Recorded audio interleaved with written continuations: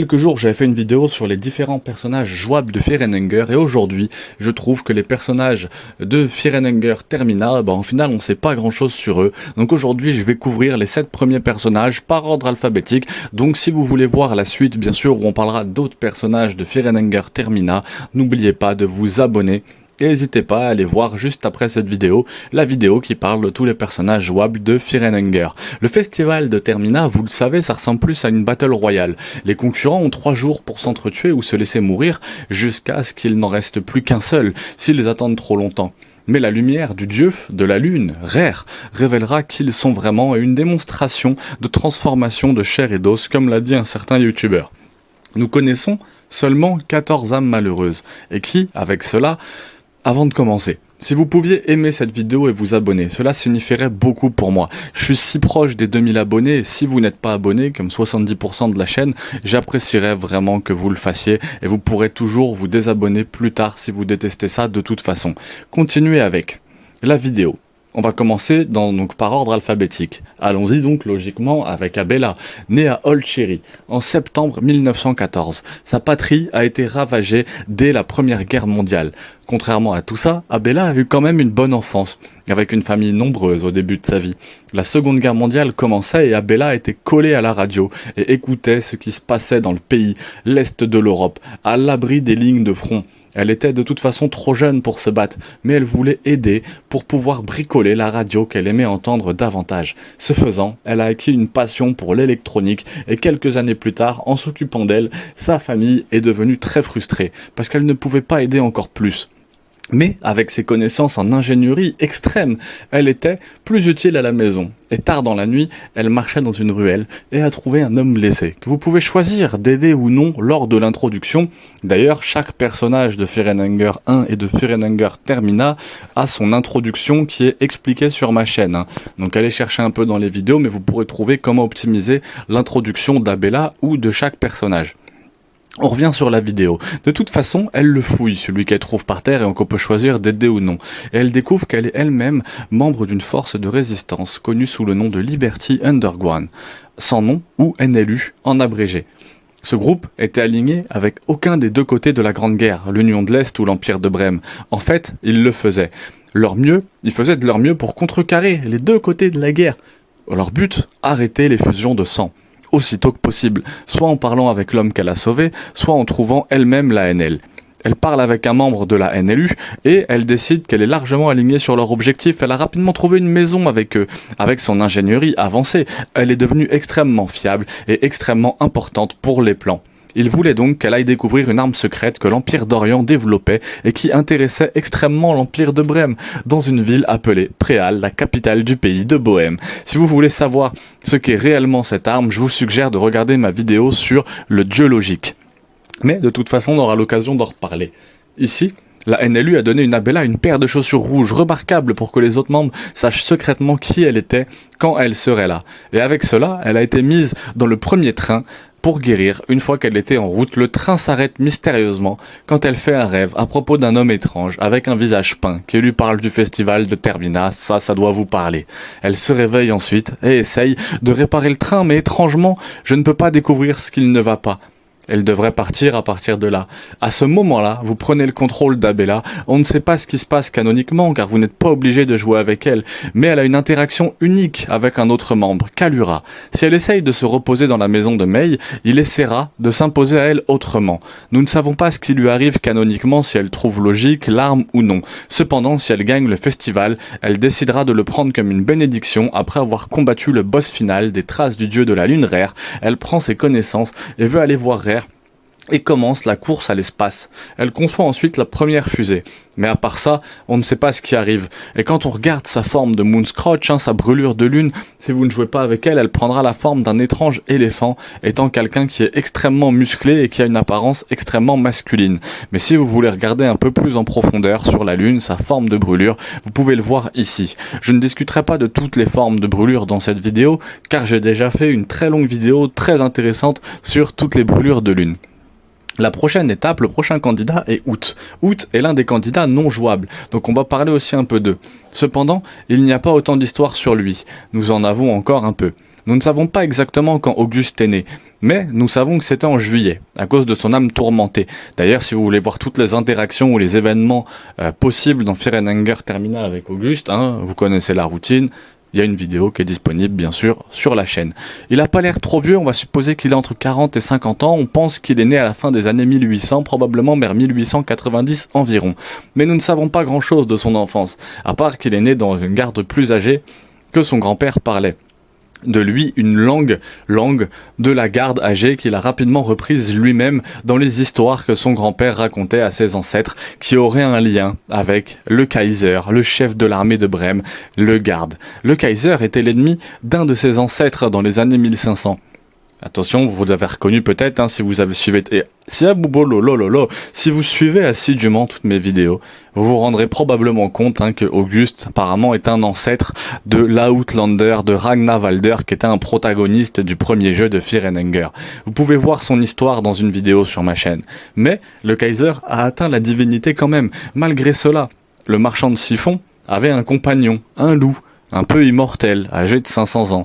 Je pense que ça vous parle aussi d'une manière ou d'une autre. Ce loup était nommé Sans Lune. C'est le gardien de la famille d'Auguste. Et Moonless est toujours vivant, au fond d'une ville appelée Préal. Quelque temps plus tard, Auguste avait une femme et 2 enfants. Ce dont il est très fier, malgré son habitude de voyager et de vivre avec un style de vie nomade qu'il a toujours eu. Il s'assure que sa femme et ses enfants, qui se trouvent actuellement au pays de Valande, soient bien pourvus. Malgré cela, il apprend que le Kaiser a finalement été repéré dans la ville de Préal, la capitale de la Bohême. Auguste monte dans le premier train, à partir de là, Fear and Hunger aussi commence, et nous ne savons pas vraiment ce qu'est canon. On peut voir Auguste sauter de toit en tuant Moonscrotch et en accomplissant de nombreux exploits impressionnants pour un homme de 50 ans, lors de certains événements. Passons désormais à Karen, la photojournaliste, qui nous affirmera qu'elle a volé un livre d'août dans lequel tous les candidats de Termina étaient notés avec toutes leurs statistiques. Karen pense que c'est un livre juste au cas où Auguste aurait besoin de tuer le centre commercial et de survivre lui-même. Auguste nie cela. Et si nous ne le faisons pas, sachez, on ne sait pas encore si c'est vrai ou non, si le joueur opte pour la fin, il finira par se battre sans lune, Moonless, le chien de la fable des histoires du grand-père d'Auguste. Si Auguste est vivant ici, il calmera le chien et elle écoutera son compagnon et reculera. Auguste le fera, puis vous donnera au joueur des objets de guérison et excusez-vous et excusera Moonless en son nom. Le dernier événement avec lui est si vous arrivez au bunker blanc. Et par extension, le Kaiser, le tout premier jour, sera là pour essayer de le tuer, en lui mettant 3 bonnes flèches. Avant de se faire couper dans le combat, avec le Kaiser après, les flèches seront toujours là. À part ça, nous ne savons pas grand-chose. Nous ne savons vraiment rien d'autre sur Auguste. À part le fait que ce soit un descendant de Rangva et qu'il a Moonless avec lui. Il ne passera jamais apparemment au Moonscrotch car il mourra toujours avant, donc en brûlure de lune. On ne verra pas sa brûlure de lune car il mourra toujours avant que cela arrive. Il n'est pas un personnage jouable. En tout cas, et le prochain n'est pas non plus un personnage jouable. Il s'agit de Kagura. Un personnage injouable et un homme dégoûtant qui est un gangster dans l'univers de Fear and Hunger. Il est plus que probable qu'il soit du Vatican. Kalura est né en mars, quelque part à la fin des années 1800, ou au début des années 1900. Nous ne savons pas grand-chose de son enfance, à part qu'il voulait devenir pilote en course automobile. En grandissant, cette ambition ne se réalisera jamais. Cependant, comme il a finalement été recruté dans une famille de la mafia nommée, la seule chose que nous savons sur cette famille est que sa branche était une branche rivale de la famille Ado. Et c'est là qu'un personnage différent, dont nous parlerons dans la prochaine vidéo, dans le cadre de laquelle il a gravi les échelons de cette famille mafieuse et qui était connue pour son extrême cruauté envers les gens du Vatican, entendrait des murmures d'un gangster appelé le comte Dracul. Ce comte Dracul était évidemment Kalura. On ne sait pas pourquoi il a trouvé son chemin vers Préville, mais peut-être qu'il cherchait un gangster qui a tué le chef de famille, mais c'est très inconnu. Où commence Fear and Hunger 2 ? Si vous flânez autour du train au début, il vous poussera à part. Cela, il n'y a que 2 interactions uniques. Si vous incarnez 2 personnages différents. Si vous incarnez Abella, la femme dont nous avons parlé au début de la vidéo, il vous montrera à quel point il est vraiment un monstre, car il essaiera de s'imposer à vous, ce qui est vraiment mauvais. Et si vous incarnez Marco, nous parlerons un petit peu plus tard, si vous voyez du sommeil à certains endroits, il vous réveillera et essaiera de vous tuer en tant que gangster rival. Il est étrangement l'un des 2 candidats de Fear and Hunger qui essaye juste de gagner le festival. Il ne fait que tuer des gens. Il essaie de tuer Henrik, Karen, ainsi que Lévi. Mais quoi qu'il en soit, il ne gagnera pas. Et sa forme de lune, si vous lui donnez la chance, et comme je l'ai dit plus tôt, si vous voulez une explication sur toutes les brûlures de lune, regardez une vidéo qui est sur ma chaîne qui explique toutes les brûlures de lune. J'ai dit que si quelqu'un faisait la fin assez tôt, bien que Caligore puisse survivre, nous ne savons pas si c'est canon. Bien que c'est un personnage jouable très apprécié. Le personnage, justement, jouable préféré est le personnage nommé Dan, qui est du coup le personnage jouable préféré à celui qui a écrit une grande partie de cette vidéo, un anglais, j'en ai parlé plein de fois, du nom de PugSR. Regardez bien sûr cette vidéo. Donc son personnage préféré, c'est Dan. Il est né dans l'équivalent des Pays-Bas, dans Fear and Hunger, qui n'a pas encore de nom. En 1913 ou 1914, ses parents étaient membres des Masques de Lapin, un culte de Sylvane bien connu dans le premier Fear and Hunger. La déesse de l'amour, le culte est nomadique et voyageait dans toute l'Europe pour organiser des orgies dans la forêt. Partout où il se retrouvait en bas âge, Dan se souviendrait de ses parents faisant apparaître les masques et s'enfuyant dans les prés avec les autres membres de leur culte, laissant Dan se défendre pour lui-même pendant plusieurs semaines à la fois. Malgré leur horrible parentalité, les parents de Dan lui ont enseigné quelques bases de la magie de guérison de Sylviane, dont il détestait l'idée à mesure qu'il grandissait, car cela est devenu un symbole de la négligence de ses parents. Environ 10 ans plus tard, lorsque Dan et ses parents sont allés à nouveau dans les bois, mais cette fois ils ne reviendront jamais. Ses parents mouraient dans l'orgie alors qu'ils se perdaient dans la sauce, comme on dit dans Fear and Hunger ou quelque chose du genre. Dan le ferait alors et il trouverait son chemin vers le royaume de Rondon, où il rencontrerait un ami qui l'aiderait à trouver un emploi de majordome. Il utiliserait ce travail de majordome pour se rapprocher d'un certain baron, Von Dutch, qui était médecin. Dan passera des années sous le règne de ce baron, se liera d'amitié avec sa fille. Le baron traitait très bien Dan, presque comme un fils, et lui enseignait même la pratique médicale de la médecine moderne, en échange de Dan lui apprenant la magie de la guérison de Sylviane. Dan n'avait aucune raison de dire non, et apprit les méthodes d'un médecin. Bien que jamais devenant officiellement des années qui passent, Dan tombera amoureux d'Élise, la fille du baron. Et le baron lui-même serait d'accord pour qu'il se marie. Avec la bénédiction du baron, ils se sont mariés. Malheureusement, la Seconde Guerre mondiale commencera vers 1935. Dan sera alors enrôlé, en raison de son jeune âge et de ses connaissances médicales. Dan envoyait des lettres à sa femme et à son beau-père, ce qui gardait son esprit en un seul morceau et lui donnait une raison de continuer à vivre, mais un jour... Les lettres cessèrent d'arriver. Dan était très inquiet à ce sujet. Et dès que le rondant se retirait, Dan se précipitait chez lui. Une fois arrivé là-bas, il a rencontré un grizzly. Sa femme et son beau-père étaient consommés par un rituel envers un dieu qu'il ne connaissait même pas. Dan. Il a essayé de ramener sa femme avec un rituel sylvien, où il sacrifiait une partie de son corps pour ramener une personne récemment décédée, où il a sacrifié un de ses yeux, mais il était trop tard de toute façon. Ils étaient tous les deux partis avec son œil, apparemment d'un rituel que le baron lui-même avait orchestré avec le baron déjà mort. Dan n'avait personne sur qui exprimer sa colère. Il était vraiment vide. La seule chose qu'il pouvait faire était de découvrir pourquoi le baron avait fait cela et pour quel dieu il l'avait fait. Rituel dans le symbole sur la scène du crime, l'un des documents du baron faisait référence à son départ pour une ville appelée Préal, avec rien d'autre à faire pour y aller que d'en savoir plus sur ce dieu qu'il avait pris dans le premier train possible. Ici, il fait partie du festival de Termina. Cependant, contrairement à presque tous les autres concurrents, Dan a des interactions uniques avec certains des nombreux patrons du jeu. Il y a 2 membres du culte du soufre qui sont des aiguilles et des points de suture. En les examinant, Dan découvrira que d'une manière ou d'une autre, ces 2-là étaient sa femme et son père. Mais leurs corps ont été brûlés par un feu sulfurique et leurs visages peints en bleu. Cela n'avait aucun sens. Cependant, Dan a vu leur corps. Comment pourrait-il finir ici? Il irait trouver quelque part où son calme pour contempler cet endroit où il sera retrouvé dans le blanc département de moisissure, où il trouvera le même symbole qu'il a trouvé dans la maison où le rituel a eu lieu. Il sera assis dessus pour le contempler. Si vous êtes Ossa, vous pouvez choisir de lui dire que ce symbole est le symbole du dieu du souffle. De toute façon, vous pouvez l'amener à rejoindre votre groupe ici. Il est probablement l'un des meilleurs membres de groupe, car il peut sacrifier des membres pour réanimer les membres du groupe tant qu'ils sont morts dans la même bataille. Si Dan gagne le festival, il ne ressentira toujours rien, et finira par avoir des nouvelles. Une entité, appelée Pocket Cat ou chat de poche, qui n'a plus rien à faire et nulle part où aller.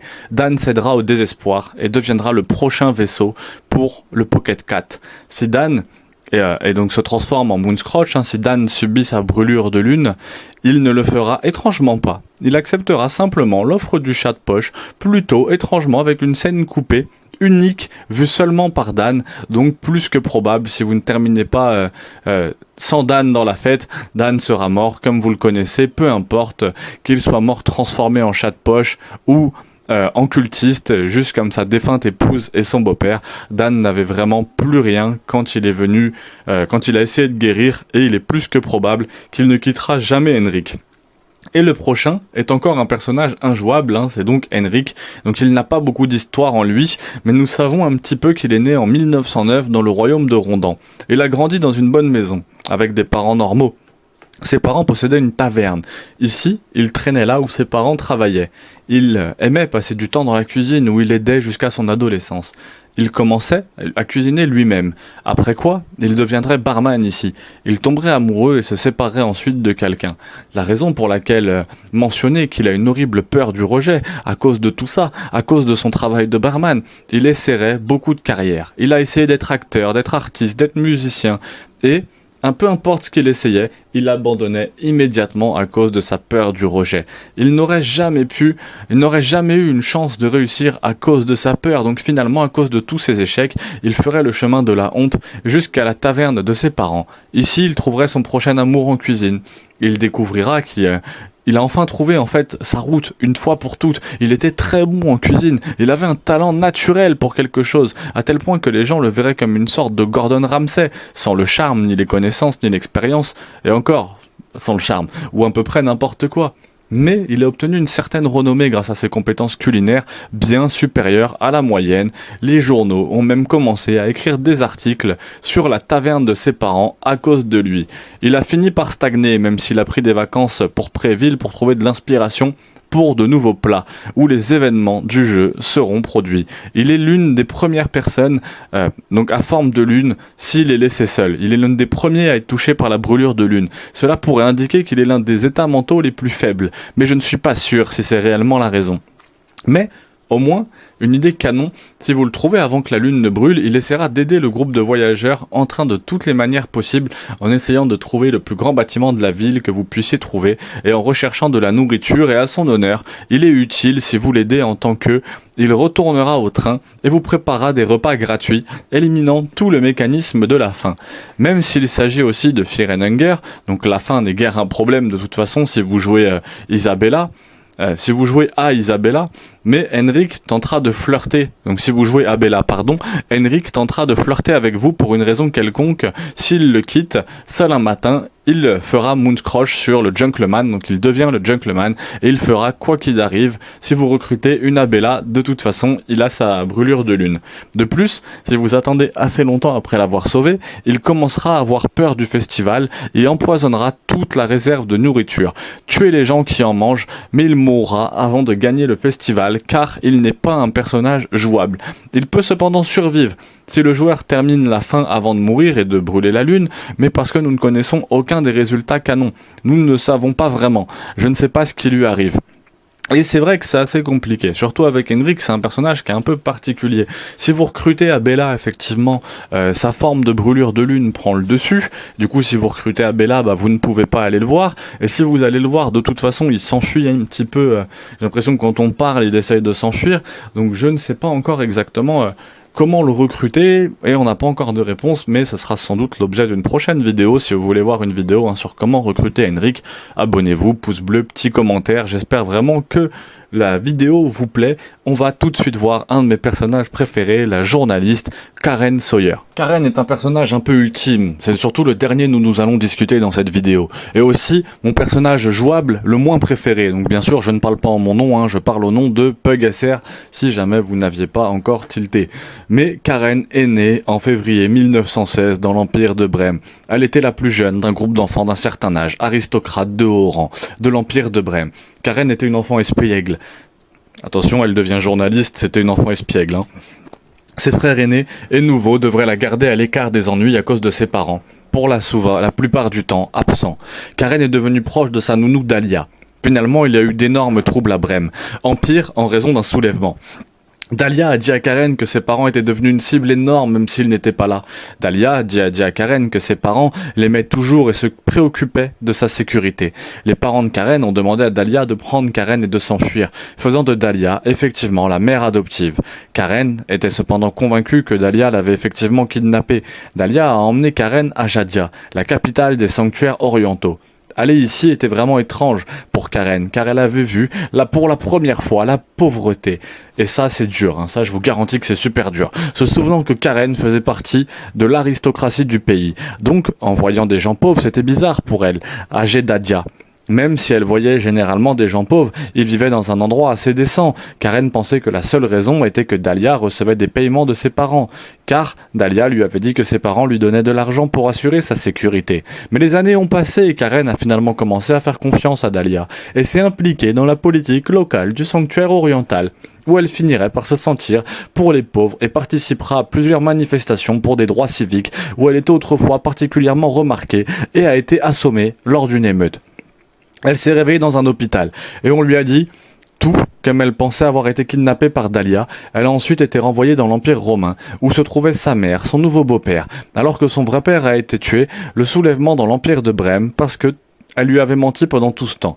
Karen a commencé à aimer découvrir la vérité sur toutes ces choses et elle a montré à tout le monde. Elle est devenue journaliste et plus particulièrement photojournaliste. Alors qu'elle fouillait, elle a commencé à soupçonner le nouveau chef de l'Empire de Brême, le Kaiser, était en fait responsable de la mort de son vrai père. Alors, elle creusa plus profondément et découvrit un étrange groupe d'individus de l'IND connus sous le nom de Nouveaux Dieux.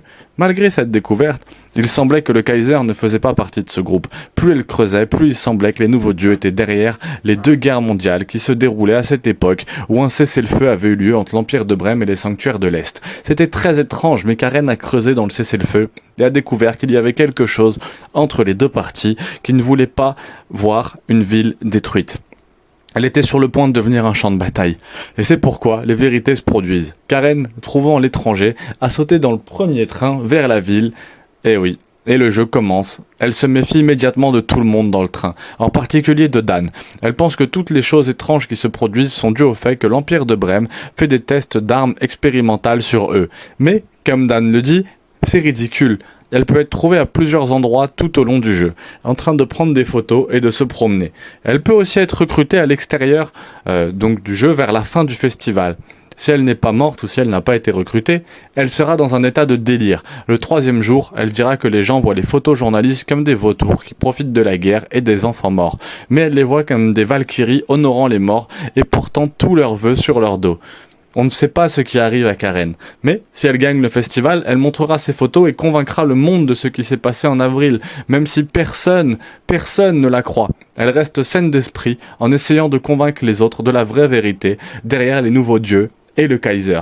Enfin, pour la dernière personne de cette vidéo, nous avons Lévi, probablement le personnage le plus tragique de ce jeu. Lévi est né à Préal en mai 1924. Le pauvre garçon a grandi dans une maison difficile. Sa mère était constamment battue par son père, qui était un ivrogne extrêmement agressif malgré sa mauvaise vie à la maison. Mais quelques moments de bonheur à la maison seraient sanctuaires, dont l'un, celui où Lévi prenait légèrement le piano en regardant sa mère jouer. Il a exprimé son désir d'apprendre pleinement à jouer du piano lors de certains événements ultérieurs au jeu, mais une mauvaise nuit en particulier, il a entendu son père commencer à battre sa mère depuis sa chambre. Il a entendu sa mère courir vers lui, là où Lévi peut se tenir debout, à son père, ou prier. De toute façon, sa mère finira par mourir à cause de ses coups, car Lévi n'était qu'un enfant, il ne pouvait pas tenir tête à son père. Même s'il essayait de rompre très rapidement le discours sur les traditions, si vous jouez en tant que Lévi, c'est probablement une bonne idée d'essayer de lui tenir tête, car c'est l'un des seuls moyens d'avoir plus de 100 HP dans les deux jeux.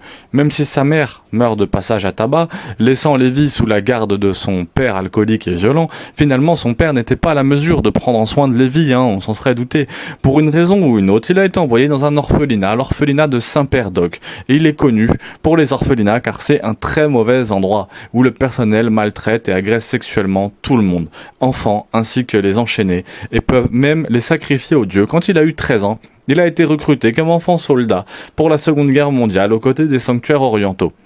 Malgré son jeune âge, Lévi était un soldat naturel, comme il l'était inhabituellement résilient et non seulement il excellait dans l'adresse au tir, étant capable de rivaliser et même de surclasser la plupart des adultes, malgré cela, il a peut-être peut-être à cause de cela, on lui a assigné une escouade d'enfants soldats pour commander.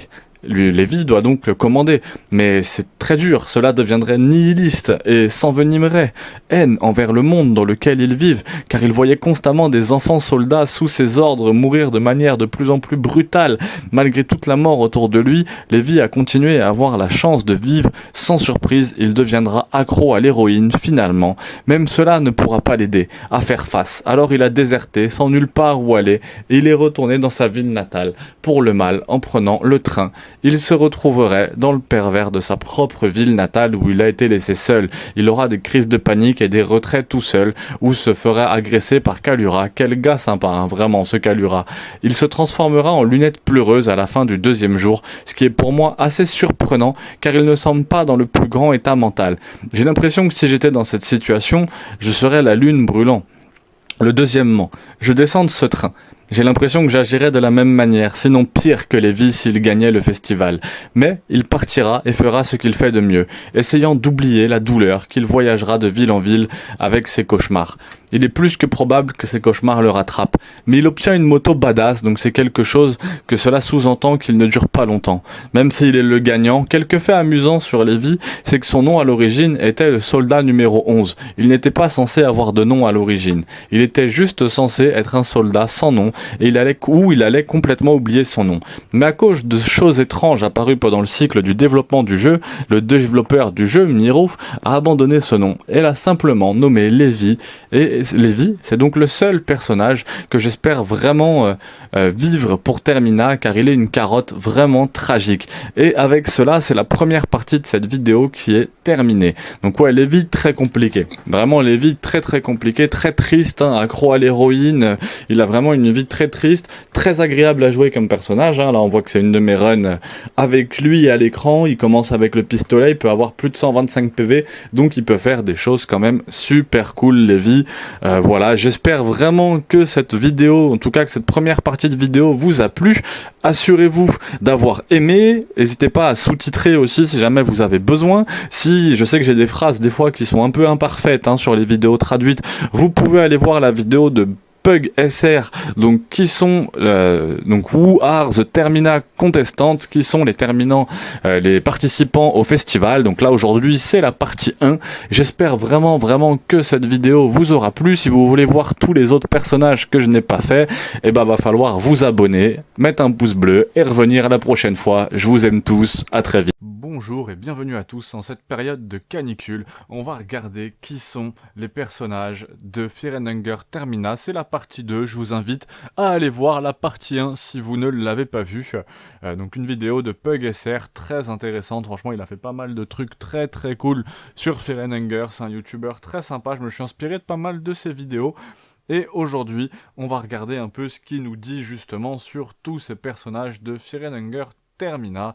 Donc si vous voulez vraiment, je vous ferai peut-être une vidéo des deux complets édités ensemble justement avec les deux parties réunies et une intro exclusive. Donc n'hésitez pas à vous abonner si vous voulez voir la vidéo en entier ou du Baldur's Gate. On fait pas mal de choses, bientôt 2000 abonnés sur la chaîne, hein. On a 1600, j'essayons d'attendre les 2000 voire les 3000 avant la fin d'année, ça serait cool et j'essaierai de faire quelque chose de sympa. Si ça vous plaît, profitez de cette vidéo du premier tournoi de Fear and Hunger Termina. On parle de la légende, on parle de l'homme, on parle de Marco. Né en janvier 1911, il est l'équivalent dans Fear and Hunger, il est né dans l'équivalent en Sicile, hein, l'équivalent dans le jeu de la Sicile, dans le monde réel. Pourriez-vous demander comment est-ce qu'on sait tout ça? Eh ben c'est une sorte de canon qu'on sait un peu dès le début. Nous savons qu'il est né près du Vatican, justement près du Vatican au moins, et dans Fear and Hunger 2 il y a une citation qu'il peut nous dire, et il dira que dans son pays justement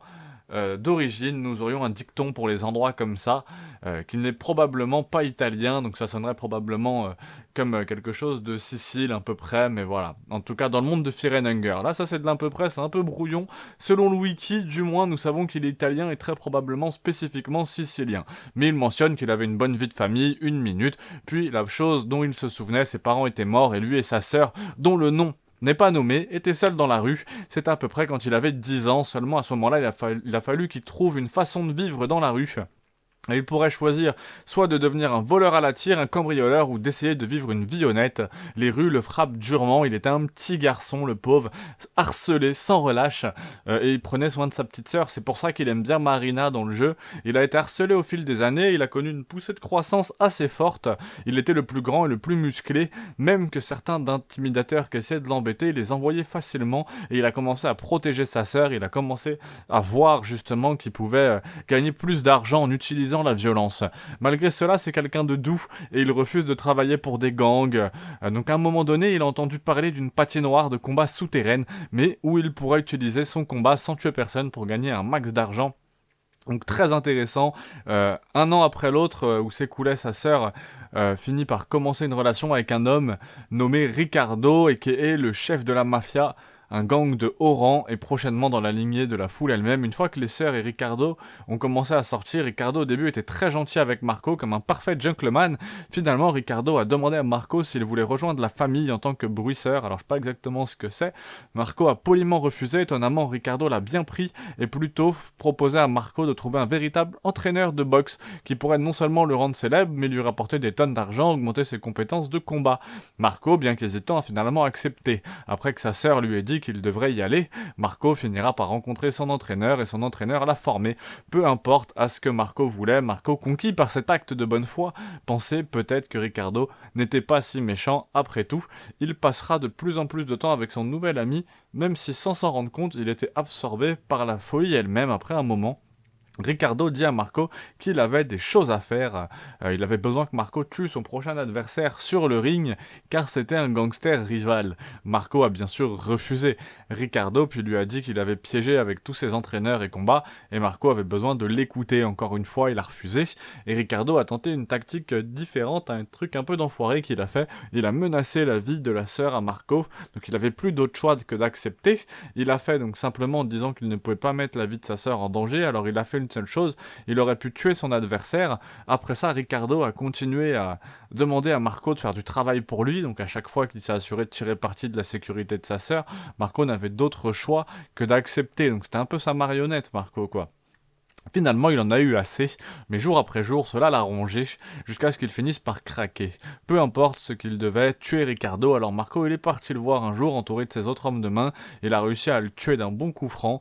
Il l'a fait si vite qu'aucun agent de sécurité même ne pouvait le toucher. Maintenant que Ricardo était mort, Marco devait partir, il a réussi à le faire seulement avec quelques entailles et quelques coupures, mais il avait un problème avec Los Angeles et la foule, donc tout le monde était après lui. Il a décidé de fuir le pays juste avant de pouvoir, mais il a reçu un appel de sa sœur, qu'elle avait été justement dans un autre pays, le pays de Val.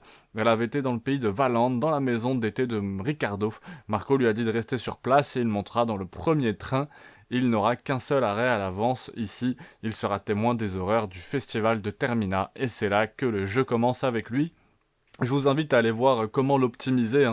J'ai fait une vidéo parce que l'introduction de Fear & Hunger est très importante. Vraiment, je sais pas comment le dire plus aux gens, mais sinon vous ne profiterez pas bien du jeu. Donc allez voir toutes mes vidéos, comment optimiser son personnage dès l'introduction de Fear & Hunger. Avant même de jouer au jeu. Après, vous pouvez jouer à Fear & Hunger tranquillement, mais que ça soit le 1 ou le Termina, allez voir ça avant. Ça serait super sympa. J'espère que la vidéo vous plaît. Big up à PugSR, abonnez-vous, pouce bleu, et on va continuer justement avec d'autres personnages. Donc ouais, Marco du coup qui va voir le terminal. Je crois qu'on a parlé d'Abella dans les premiers aussi. Donc très sympa, très sympa. Il n'y a pas beaucoup d'événements qui peuvent se produire si vous ne jouez pas avec lui au début du jeu. Donc il reste aussi Olivia, on va parler d'Olivia dans un instant. Olivia, c'est un personnage très intéressant. Elle a un fauteuil roulant, et si vous jouez pas avec elle, elle n'aura pas de fauteuil roulant dès le départ. Donc Marco, étant le gars sympa qu'il est, il le fera. Il ira en chercher un le deuxième jour. Il rencontrera ainsi Tanaka. Si Tanaka est encore en vie, il empêchera Tanaka et Marco de les menacer et de leur dire qu'il va les tuer tous les deux. Et si vous n'intervenez pas, il le fera en effet. Tuez-les tous les deux, mais si vous intervenez, vous devrez tuer le chemin. Je sais pas de quoi il parle après cela. Donc Marco, il amène le fauteuil à Olivia. il entraînera Tanaka à la voie du point. Et encore une fois, si Tanaka est encore en vie à ce stade, ils le feront tous les deux, entraînez-vous jusqu'à ce qu'ils soient tous les deux des Moonscrotch. Marina, qu'on voit ici, attendra simplement autour du train, jusqu'à ce qu'ils deviennent Moonscrotch dans le géant Marco. Le seul événement est que Kagura vous reconnaîtra et essaye de vous tuer si vous dormez à certains endroits.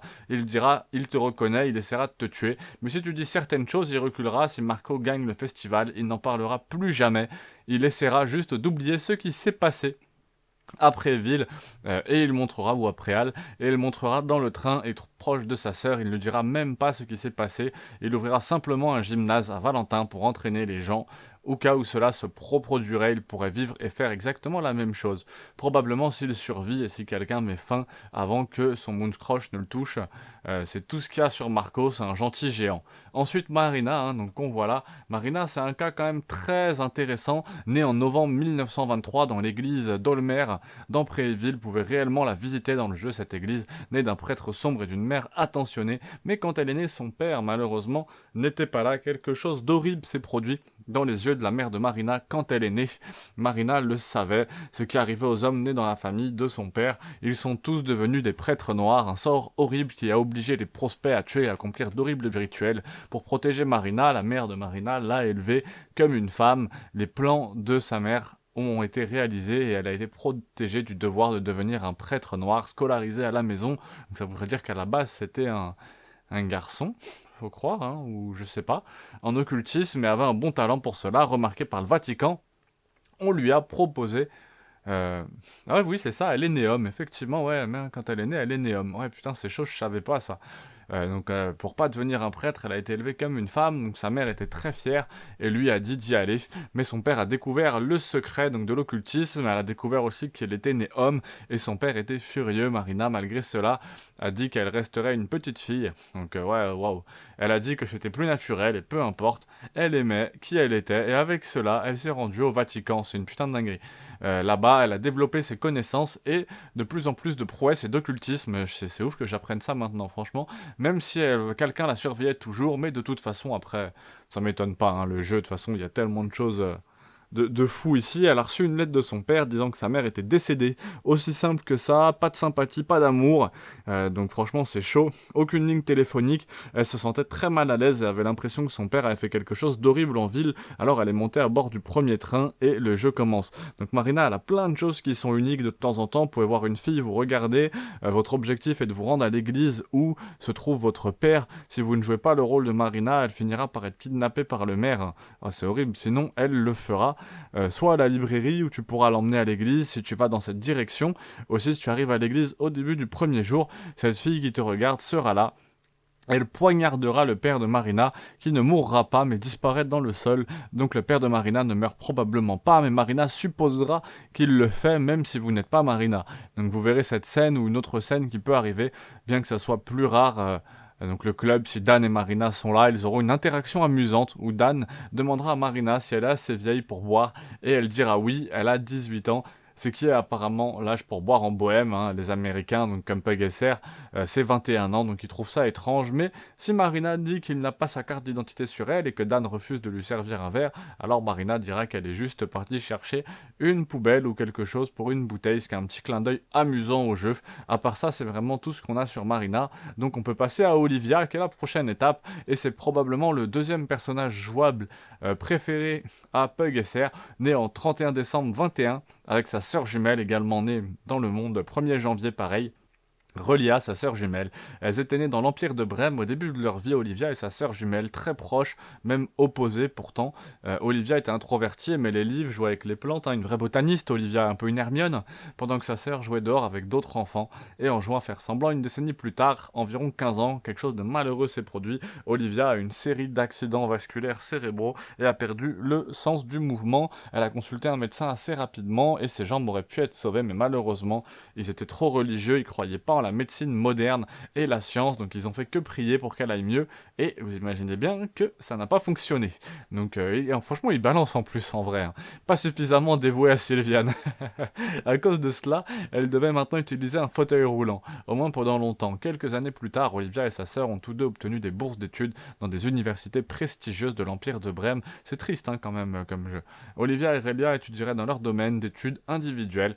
Olivia étudia la botanique et Relia étudierait l'ingénierie et la technologie New Age. Donc Relia serait un papillon social et commencerait une relation avec un professeur Joker, donc qui serait fier d'Olivia, bien que jalouse, avance dans son propre domaine et aurait l'opportunité de sa vie, un programme d'échange entre l'Empire de Brême et l'Union de l'Est. Désolé pour ça, tac, ouais c'est ouf quand même, franchement c'est vraiment très ouf. Donc si elle obtient son diplôme, Olivia, elle peut ouvrir sa propre serre, hein, donc elle veut vraiment être botaniste, hein, avec sa sœur, mais à sa grande consternation, non seulement ses parents reçurent une lettre l'informant qu'elle était accusée de trahison, qu'elle se trouvait dans une prison de l'Empire de l'Est, une manière où elle est tombée, elle s'est échappée de la prison par une organisation terroriste du nom de Liberty Underground, hein, donc c'est quand même super fou ça aussi. Donc il y a le texte juste là. La dernière fois vous le voyez même pas le texte. L'enregistreur d'écran avait pris juste internet. Donc c'est assez fou. Enfin bref, connue sous le nom de Liberty Underground, sans nom en NLU, en abrégé hein, du coup. Elle avait déjà entendu ce nom auparavant. C'était un professeur, ce qui sortait seulement pour découvrir qu'il avait été exécuté pour être en association avec ce même groupe. Elle a fouillé ses affaires et a trouvé des lettres de Riyad, justement de sa sœur jumelle. Il s'agissait d'une arme qu'elle était en train de développer, quelque chose appelé Logique. N'hésitez pas à aller voir la vidéo sur ma chaîne, hein, le projet Logique. La dernière lettre parlait du Kaiser, hein, le Yellow Guard, le chef de l'Empire de Brême. Il cherche quelque chose dans la ville, appelé Préville. Alors Olivia est allée chercher sa sœur, et Olivia n'a pas d'énorme interaction dans le jeu. Si vous jouez avec elle et que vous faites une fin, cela vous mènera à IIA, sa sœur qui est devenue la machine biologique. Donc on va supposer que c'est la fin canon pour Olivia, mais nous ne savons pas vraiment si elle gagne le festival, et avec sa fin B, elle deviendra étrangement heureuse. Elle a appris que son fauteuil roulant ne la définit pas, même si c'est en tuant des gens qu'elle était la seule survivante. Son fauteuil n'avait pas d'importance, elle était meilleure que les 13 autres personnes. Elle parcourt juste la campagne et être heureuse d'être en vie, ce qui est assez gentil. Le dernier candidat qu'on n'a pas vu encore, jouable en tout cas, candidat jouable, parce que dans la prochaine vidéo, on va parler des candidats non jouables qui auraient pu être jouables et qui peut-être un jour seront rajoutés. Donc très intéressant. Ossa, les gars, Ossa, le mage jaune, né en 1910 à Avonia, un pays non mentionné, apparemment, en tout cas dans l'univers de Fear and Hunger, jusqu'à le 2. Donc Avonia, une nation déchirée par la guerre, et Ossa avait peu d'amour pour son propre pays. Il est devenu apprenti dans une église, il a refusé de le faire, il a participé à tous les efforts de guerre, il poursuit ses études et commence à surclasser plusieurs de ses pairs jusqu'à ce qu'il soit conduit dans les secrets de l'église ici, mais il a appris quelque chose qu'il n'aimait pas dans cette église. Ils utilisaient principalement la religion comme un outil politique pour ne pas réellement culte. Ils utilisaient la religion pour contrôler les personnes de statut inférieur.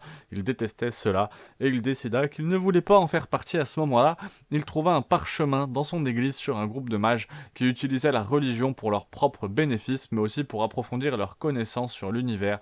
Il croyait également en l'état naturel de l'univers, et cet état naturel était le chaos. La seule constante dans le monde est le changement. Après tout, il s'est ensuite rendu dans les sanctuaires orientaux et a été accueilli avec dédain en raison de ses croyances. Cependant, les mages jaunes l'ont finalement trouvé et lui ont proposé de se joindre à eux, lui ont enseigné la magie de Grogoroth, le dieu destructeur, vidéo sur la chaîne, vous connaissez, et les autres anciens dieux, pareil, vidéo sur la chaîne.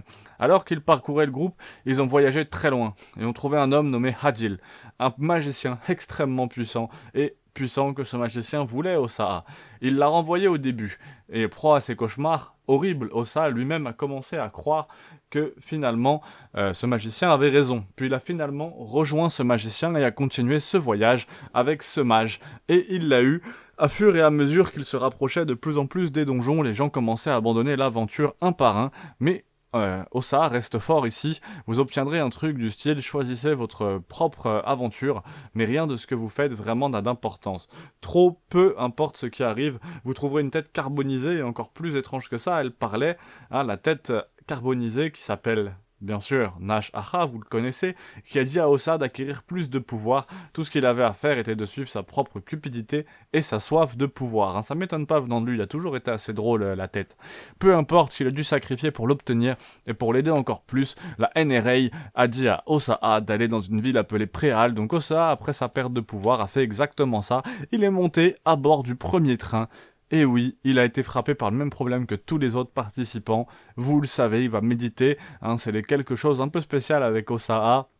Quelques interactions, il va méditer et bloquer sur certaines zones, il vous avertira si vous vous rapprochez, il vous attaquera et vous tuera, c'est un concours après tout, il est prêt à tout pour se défendre, mais il est en fait le concurrent le plus facile à combattre, il ne pourra pas non plus être recruté à moins que certaines actions très certaines n'aient été accomplies, la seule façon de le faire est de vous frayer jusqu'au bunker dans les bois là-bas, il sera touché par une flèche probablement d'ici août et sera affaibli, il ne vous laissera jamais rejoindre votre groupe, à moins qu'il ne soit là cette semaine.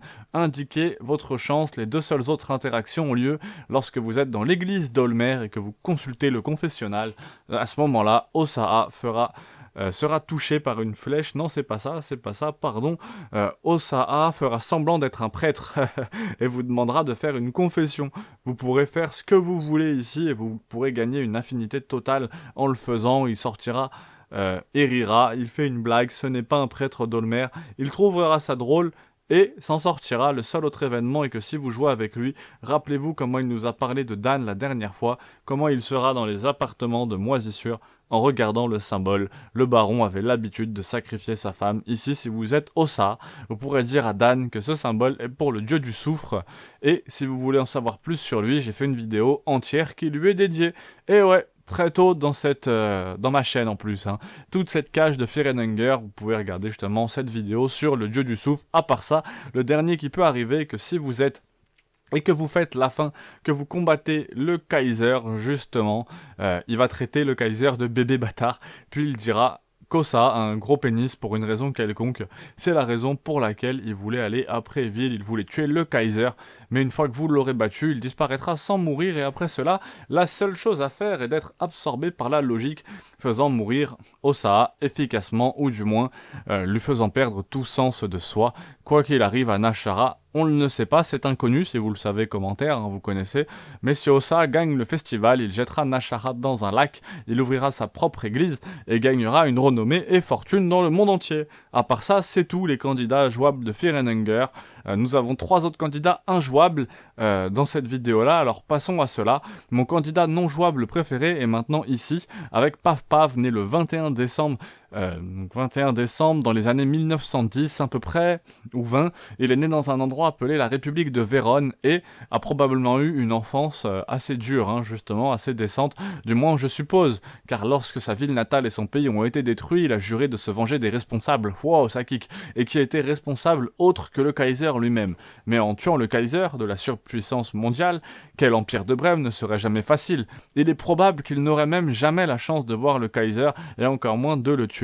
Alors Pav a pensé à un plan sournois, mais assez génial. Vous voyez la raison pour laquelle Pav vit ici? Le but était de se venger, peu importe ce qu'il faisait, ou qui il devait tuer. Il le fera, peu importe. Donc il voulait tuer le Kaiser, son plan était de le rejoindre, de devenir une partie de Breman de l'Empire, justement, de gagner la confiance du Kaiser en étant le parfait soldat, et s'il était assez brutal et assez parfait, peut-être qu'il pourrait le rencontrer et avoir la chance de le tuer, alors c'est exactement ce qu'il a fait, en étant particulièrement cruel dans les rangs de l'armée.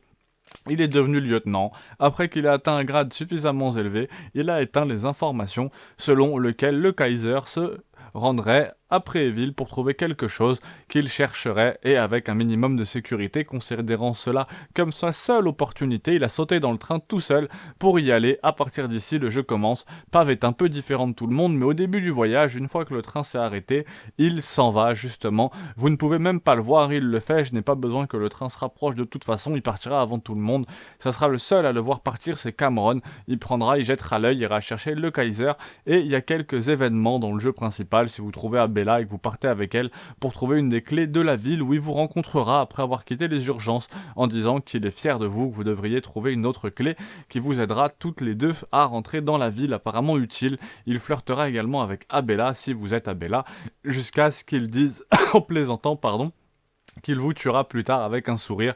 Et j'ai fait une chanson en plus qui s'appelle Abella, qui est aussi bien pour Abella de Fear and Hunger que pour Abella Danger, hein, vous le savez. Dispo sur Carré Musique, allez checker ça.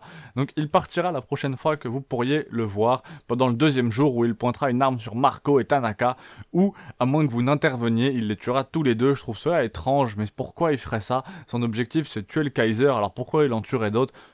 Bizarre, peu importe. S'il a gagné le festival ou pas, tant qu'il a pris sa revanche, mais peut-être que je lui donne trop de crédit et qu'en fait il est juste prêt à tuer tout le monde et à vivre la dernière fois que vous pourrez le voir, c'est soit le jour 1 ou le jour 2. Il trouvera le Kaiser juste sous la tour creuse où il le défiera et sera abattu facilement. Il survivra cependant, mais à peine vous pourrez le ramener au train, il survivra jusqu'au jour 3 nuits où il décédera parce que ses blessures ne sont pas soignées, donc peu importe, le pavé ne peut pas survivre, ou la brûlure de lune, à moins que vous n'arriviez jusqu'à la fin avant le deuxième jour de la nuit, auquel cas il peut, mais sans que sa vengeance vienne passer, et un peu bizarre. La prochaine, justement, assez bizarre, Samour, hein, qu'on voit à l'écran là, qui est né en janvier, quelque part entre janvier 1923 et 1924, vu qu'elle a le même âge que Marina, nous ne savons pas grand chose de son enfance, mais elle a déjà un skin très moche, et elle est allée à la même école que Marina au Vatican. Contrairement à Marina, elle est née avec un don spécial, très douée.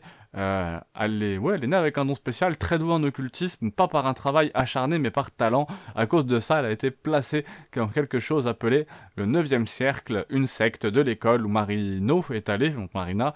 Cette secte faisait un rituel pour les anciens dieux, où ils laissaient leur corps dépérir au point de mourir pour voir les messages des anciens dieux.